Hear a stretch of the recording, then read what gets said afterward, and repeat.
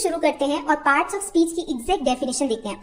तो parts of speech को हम शब्द भेद बोलते हैं हिंदी में, जिसकी डेफिनेशन है a name given to a word based on its job is called parts of speech. मतलब किसी भी वाक्य में हर शब्द को उसके काम के अनुसार एक नाम दिया गया है, जिसे शब्द भेद या फिर पार्ट्स ऑफ स्पीच कहा जाता है।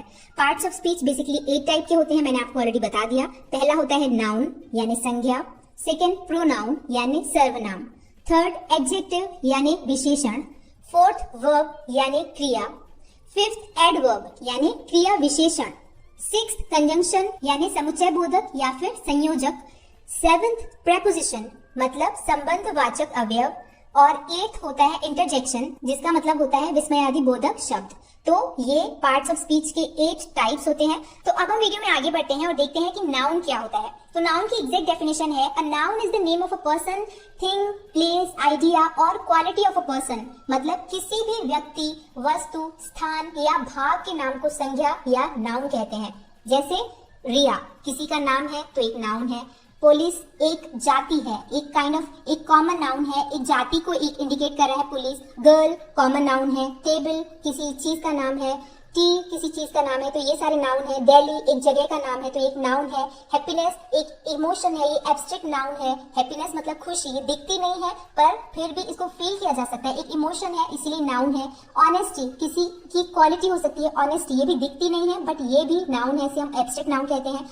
तो नेशन, डेथ, लाइफ, क्लास ये सारे नाउन कहलाते हैं। तो नाउन बेसिकली 4 टाइप का होता है जो कि मैं इस वीडियो में आपको नहीं बताऊंगी। सारे parts of speech, noun, pronoun और जितने भी पार्ट्स ऑफ स्पीच है सभी के ऊपर मैं डिटेल में वीडियोस बनाऊंगी, जहां पर आपको सब कुछ सीखने के लिए मिलेगा इस टॉपिक पर। ओके, तो उस वीडियो का वेट करिए। ये एक इंट्रोडक्टरी वीडियो है जहां पर मैं आपको सारे पार्ट्स ऑफ स्पीच का इंट्रोडक्शन देने वाली हूँ। ओके, एग्जाम्पल देखिए नाउन के ऊपर, I like tea. I like tea, यहाँ पर टी एक नाउन है। My parents like to go to beach, तो पेरेंट्स एक नाउन है और बीच नाउन है। Priya is a kind lady, तो यहाँ पे प्रिया और लेडी नाउन है। He lives in Mumbai, Mumbai एक शहर है तो यहाँ पर ये नाउन है। तो नाउन आई थिंक आपको समझ में आ गया होगा। अब आगे बढ़ते हैं और देखते हैं प्रोनाउन यानी सर्वनाम क्या होता है। तो a pronoun is used in place of a noun, यानी नाउन की जगह इस्तेमाल किए जाने वाले शब्दों को सर्वनाम या फिर प्रोनाउन कहते हैं। नाउन के प्लेस पर यूज किए जाने वाले शब्द जैसे I, we, you, they, he, she, it, him, her, this, them, someone, somebody etcetera.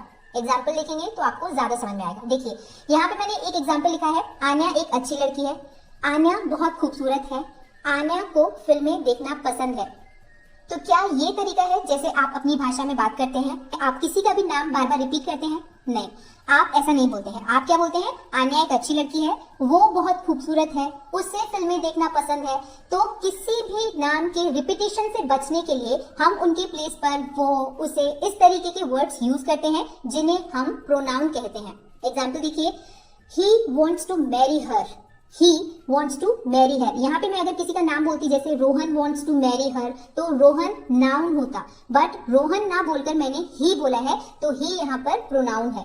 हर की जगह पे यहाँ पे प्रिया, रिया कुछ भी हो सकता था तो वो नाउन होता, बट हर लिखा हुआ है यानी नाउन को रिप्लेस किया गया है एक दूसरे वर्ड से, तो हर यहाँ पे एक प्रोनाउन है। He wants to marry her में ही और हर प्रोनाउन है। Second example, that is your pen, तो दैट इज योर पेन में दैट और योर प्रोनाउन है। यहाँ पे अगर दैट और योर की जगह पे कुछ नाम वगैरह होता तो वो नाउन कहलाते। थर्ड एग्जाम्पल है, someone is at the door. Someone is at the door, अगर मैं यहाँ पे बोलती Riyan is at the door तो रियान नाउन होता, बट नाम की जगह पे यहाँ पे एक रिप्लेसमेंट वर्ड यूज किया गया है तो इसीलिए ये एक प्रोनाउन है। समवन एक प्रोनाउन है। Fourth example, he lives in Mumbai, he यहाँ पे प्रोनाउन है। तो जब भी आप नाउन के प्लेस पे कोई भी वर्ड यूज करते हैं अदर देन द नाउन तो वो प्रोनाउन कहलाते हैं। ओके, ये बहुत इंपॉर्टेंट टॉपिक है। इस टॉपिक पर बहुत डिटेल में किसी और वीडियो में बात की जाएगी, उस वीडियो का आप वेट करिए। प्रोनाउन के बहुत सारे टाइप्स होते हैं, इसको यूज करने के रूल्स होते हैं। तो अब हम आगे बढ़ते हैं और देखते हैं एडजेक्टिव यानी विशेषण क्या होता है। तो डेफिनेशन है, एन एडजेक्टिव डिस्क्राइब्स, मॉडिफाइज और gives more information about noun और प्रोनाउन, यानी ऐसा शब्द जो नाउन या प्रोनाउन के बारे में ज्यादा इंफॉर्मेशन देता है, उसके बारे में ज्यादा जानकारी देता है, उसे हम एडजेक्टिव कहते हैं। एडजेक्टिव किस तरीके के हो सकते हैं? Good, bad, intelligent, clean, dirty, small, big, lazy, brave, tall, इस तरीके के एडजेक्टिव्स कहलाते हैं। आप एग्जाम्पल लिखेंगे तो आपको ज्यादा समझ में आएगा। पहला एग्जाम्पल है, दिस गर्ल इज ऑनेस्ट। यहाँ पे गर्ल एक नाउन है, तो दिस गर्ल इज ऑनेस्ट। एक लड़की के बारे में इंफॉर्मेशन दी गई है कि वो ऑनेस्ट है, ईमानदार है। ऑनेस्ट एक एडजेक्टिव है जो उस लड़की के बारे में ज्यादा इंफॉर्मेशन दे रहा है। दिस गर्ल इज ऑनेस्ट, तो ऑनेस्ट यहाँ पे एडजेक्टिव है क्योंकि वो एक नाउन के बारे में ज्यादा इंफॉर्मेशन हमें दे रहा है। सेकेंड एग्जाम्पल है she lives in a large house. She lives in a large house. अगर ऐसा होता she lives in a house तो वो एक घर में रहती है, पर किस घर में रहती है? हाउस एक नाउन है और हाउस के बारे में इंफॉर्मेशन दी गई है कि वो एक लार्ज हाउस है, यानी वो एक बड़ा हाउस है। तो यहाँ पे लार्ज एडजेक्टिव है क्योंकि ये एक नाउन हाउस के बारे में ज्यादा इंफॉर्मेशन दे रहा है। थर्ड एग्जाम्पल देखिए, Priya is a kind lady. Priya is a lady, यानी प्रिया एक लेडी है, एक नॉर्मल सेंटेंस है। लेडी एक नाउन है और Priya is a kind lady, यानी उस लेडी के बारे में ज्यादा इंफॉर्मेशन दी गई है कि वो लेडी काइंड है, यानी दयालु है। तो ये एक एडजेक्टिव है। फोर्थ एग्जाम्पल देखिए, Soha is a beautiful girl. Soha is a girl, यानी सोहा एक लड़की है, तो लड़की यहाँ पे नाउन है और लड़की किस तरीके की है? लड़की ब्यूटीफुल है, यानी उस लड़की के बारे में, उस नाउन के बारे में ज्यादा इंफॉर्मेशन दी गई है ब्यूटीफुल के थ्रू, तो ब्यूटीफुल एक एडजेक्टिव है। तो ज्यादातर एडजेक्टिव्स की 3 डिग्रीज होती हैं, जैसे beautiful, more beautiful, most beautiful. तो ये भी एक अलग से सेपरेट टॉपिक है जो आपको दूसरे वीडियो में मैं आपको बता दूंगी। ओके, तो ये होता है एडजेक्टिव और ये भी एक लेंदी और थॉरो टॉपिक है जिसके बारे में बहुत डिटेल में हम किसी और वीडियो में बात करेंगे। अब हम आगे बढ़ते हैं और देखते हैं फोर्थ पार्ट ऑफ स्पीच जो कि है वर्ब। ये बहुत ज्यादा इंपॉर्टेंट टॉपिक है इंग्लिश का। तो वर्ब मतलब होता है क्रिया। इसकी डेफिनेशन है इट शोज एन एक्शन और स्टेट ऑफ एन ऑब्जेक्ट। मतलब जो शब्द किसी भी सब्जेक्ट के द्वारा होने वाली क्रिया यानी किसी भी एक्शन को या उसकी स्टेट के बारे में बताता है, यानी उसकी स्थिति के बारे में बताता है, उसे हम वर्ब कहते हैं। आपको आगे ज्यादा समझ में आएगा एग्जांपल्स देखकर। तो वर्ब बेसिकली 2 टाइप्स के होते हैं। पहला होता है मेन वर्ब और दूसरा होता है ऑक्सिलरी वर्ब। मेन वर्ब क्या होता है? जो भी क्रिया होती है, यानी जो भी फिजिकल एक्शन होता है उसे हम मेन वर्ब बोलते हैं। जैसे ईट, स्लीप, प्ले, लाफ, यानी खाना, सोना, खेलना, हंसना, बैठना, खड़े होना, बोलना, ये सारी क्रियाएं हैं जिसमें फिजिकली काम होता है, कोई एक्शन होता है, तो ये मेन वर्ब कहलाते हैं। और वर्ब का जो दूसरा टाइप है वो है ऑक्सिलरी वर्ब, हेल्पिंग वर्ब भी जिसे हम बोलते हैं। तो ये क्या करते हैं? ये किसी भी ऑब्जेक्ट की स्टेट के बारे में बताते हैं, उसकी स्थिति बताते हैं। जैसे अगर आप कोई काम कर रहे हैं तो आप वो फिजिकल एक्टिविटी कर रहे हैं तो उसमें मेन वर्ब यूज होगा। और ऑक्सिलरी वर्ब क्या करते हैं? किसी भी ऑब्जेक्ट की स्टेट बताते हैं कि वो अभी प्रेजेंट स्टेट में है, कि पास्ट स्टेट में है, फ्यूचर स्टेट में है। तो आपको ये ज्यादा समझ में आएगा एग्जाम्पल्स देख के और एक डिटेल्ड वीडियो में। ओके, तो एग्जाम्पल देखिए। सबसे पहले she is walking. She is walking मतलब वो चल रही है, तो चलना यहाँ पे मेन वर्ब है। कोई क्रिया है, कोई एक्शन है चलना, तो वॉक यहाँ पे वर्ब हुआ, मेन वर्ब हुआ। और इज यहाँ पे ऑक्सिलरी वर्ब हुआ क्योंकि ये प्रेजेंट में हो रहा है काम, ये बता रहा है। इज मतलब होता है, यानी ये काम प्रेजेंट में हो रहा है, तो इज यहाँ पे ऑक्सिलरी वर्ब है। सेकेंड एग्जाम्पल देखिए, Anchal is going to school. Anchal is going to school, तो गोइंग टू स्कूल यानी गो मतलब जाना, यहाँ पे जाना मेन वर्ब है। जो मेन क्रिया है वो है जाना, गो। तो आंचल इज गोइंग टू स्कूल में गो हमारा वर्ब है, मेन वर्ब। थर्ड एग्जाम्पल देखिए, the door was opened. The door was opened, तो दरवाजा खुला हुआ था। यहाँ पे बताइए कि कौन सा काम हो रहा है? इस सेंटेंस में कोई काम नहीं हो रहा है, ये हमारा यहाँ पे सब्जेक्ट कोई काम नहीं कर रहा है, पर वॉज यहाँ पे ये बता रहा है कि ये काम यानी ये जो एक्शन हुआ है, जो दरवाजा खुलने का जो काम हुआ है, वो पास्ट में हुआ था। द डोर वॉज ओपन्ड, तो वॉज यहाँ पे वर्ब हुआ, ऑक्सिलरी वर्ब। ओके, क्योंकि वॉज बता रहा है कि ये जो स्टेट है इस काम का वो पास्ट में है। फोर्थ एग्जाम्पल है रिया इज अ डॉक्टर। तो रिया इज अ डॉक्टर में रिया कोई काम नहीं कर रही है, यहाँ पे कोई एक्शन नहीं हो रहा है, तो इस सेंटेंस में कोई मेन वर्ब नहीं है, पर इज यहाँ पे हेल्पिंग वर्ब है जो ये बता रहा है कि रिया इज यानी वो अभी डॉक्टर है, करंट में ये काम हो रहा है, यानी इस सिचुएशन और इस सेंटेंस का जो स्टेट है वो प्रेजेंट है, तो इसीलिए इज यहाँ पे ऑक्सिलरी वर्ब है। तो वर्ब क्या हुआ? यानी वर्ब वो शब्द हुआ जो किसी भी सेंटेंस का स्टेट या फिर उसमें दिया हुआ एक्शन बताता है, उसमें क्या काम हो रहा है वो बताता है। ओके, तो आई थिंक आपका डाउट वर्ब को लेकर क्लियर हो गया है। अब हम आगे बढ़ते हैं और देखते हैं कि एडवर्ब यानी क्रिया विशेषण क्या होता है। तो एडवर्ब क्या होता है? An adverb modifies or add something to the meaning of a verb, adjective or another adverb. यानी किसी वर्ब एडजेक्टिव या दूसरे एडवर्ब की विशेषता बताने वाले शब्द को एडवर्ब कहते हैं। जब आप एग्जाम्पल देखेंगे तो आपको ज्यादा समझ में आएगा। तो एडवर्ब किस तरीके के होते हैं? Before, yesterday, yet, still, slowly, fast, delightfully, obviously, very, almost, etcetera. Example देखिए कैसे यूज होते हैं adverbs. She is walking slowly, तो अगर मेरा सेंटेंस होता है शी इज वॉकिंग, तो वो चल रही है, यहाँ पे हमारा मेन वर्ब है वॉक।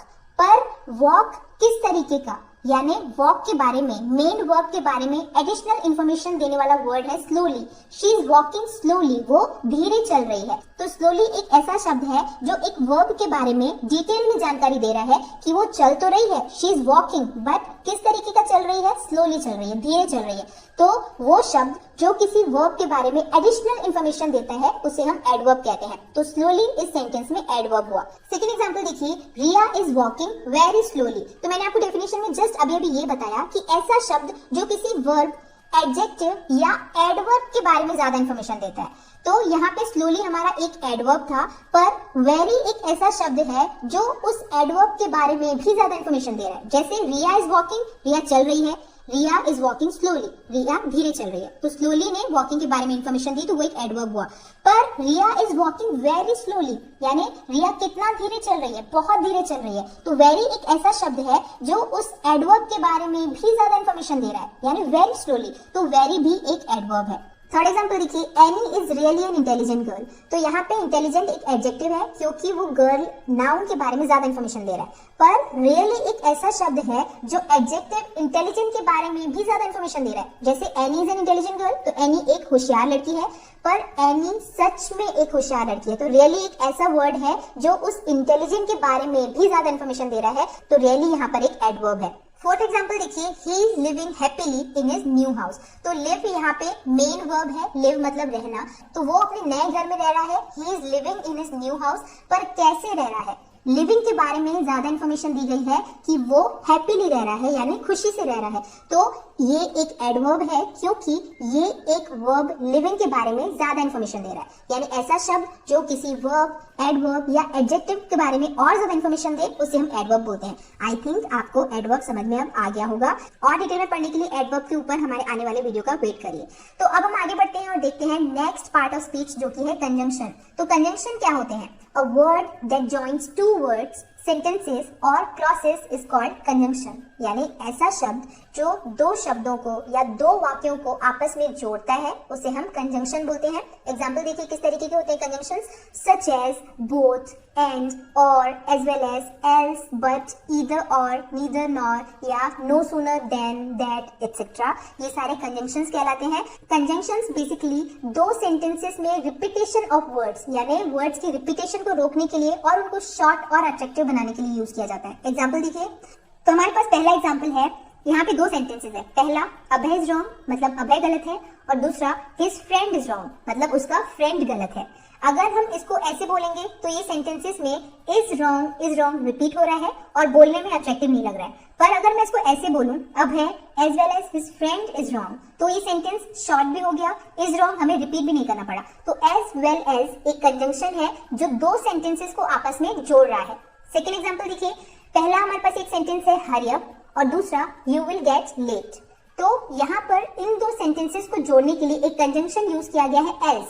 हरी अप यानी जल्दी करो, एल्स नहीं तो यू विल गेट लेट। तो यहाँ पे एल्स एक कंजंक्शन है जो दो सेंटेंसेस को, दो फ्रेसेस को आपस में जोड़ रहा है। तो वो सारे वर्ड्स जो दो वर्ड्स या दो सेंटेंसेस, दो क्लॉसेस को आपस में जोड़ने का काम करते हैं उनको हम कंजंक्शन बोलते हैं। तो कंजंक्शन इंग्लिश का एक बहुत इंपॉर्टेंट टॉपिक है जिसमें हर एक वर्ड को बहुत डिटेल में पढ़ना पड़ता है। तो इन्फॉर्मेशन सेंटर के साथ आप जुड़े रहिए, मैं आपको धीरे धीरे करके सारे कंजंक्शंस बता दूंगी जिससे आपको काफी मदद मिलेगी इंग्लिश बोलने में। Anyway, now let's move forward और देखते हैं नेक्स्ट पार्ट ऑफ स्पीच जो कि है प्रेपोजिशन। प्रेपोजिशन को हम हिंदी में बोलते हैं संबंधवाचक अवयव। ये तो बहुत ज्यादा इंपॉर्टेंट टॉपिक है इंग्लिश का। डेफिनेशन देखिए, प्रेपोजिशंस क्या होते हैं? A word that shows relation of a noun and pronoun to another word is called preposition. मतलब एक सेंटेंस में ऐसा शब्द जो नाउन या प्रोनाउन का संबंध वाक्य के दूसरे शब्दों के साथ बताता है उसे हम प्रेपोजिशन कहते हैं। प्रेपोजिशन ज्यादातर नाउन या प्रोनाउन के पहले लगता है और उसका रिलेशन दूसरे वर्ड्स के साथ बताता है। प्रेपोजिशंस किस तरीके के होते हैं? In, on, at, by, for, from, of, out, into, onto and so on. Example देखिए, पहला एग्जाम्पल है हमारे पास, the book is on the table. The book is on the table. तो द बुक यहाँ पे नाउन है और टेबल भी नाउन है.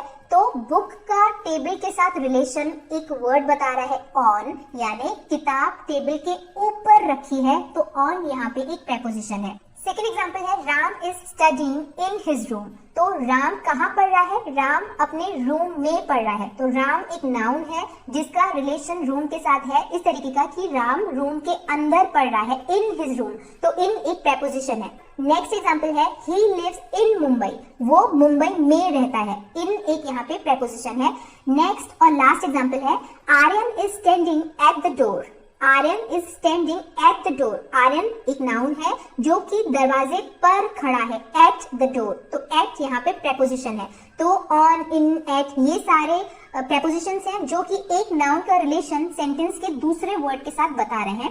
तो चलिए आगे बढ़ते हैं और देखते हैं लास्ट पार्ट ऑफ स्पीच जो कि है इंटरजेक्शन. तो इंटरजेक्शंस क्या होते हैं? इंटरजेक्शन को हम हिंदी में बोलते हैं विस्मयादि बोधक. डेफिनेशन है इसका, interjection is written with an exclamation mark. Exclamation mark मतलब एक लाइन एंड उसके नीचे डॉट.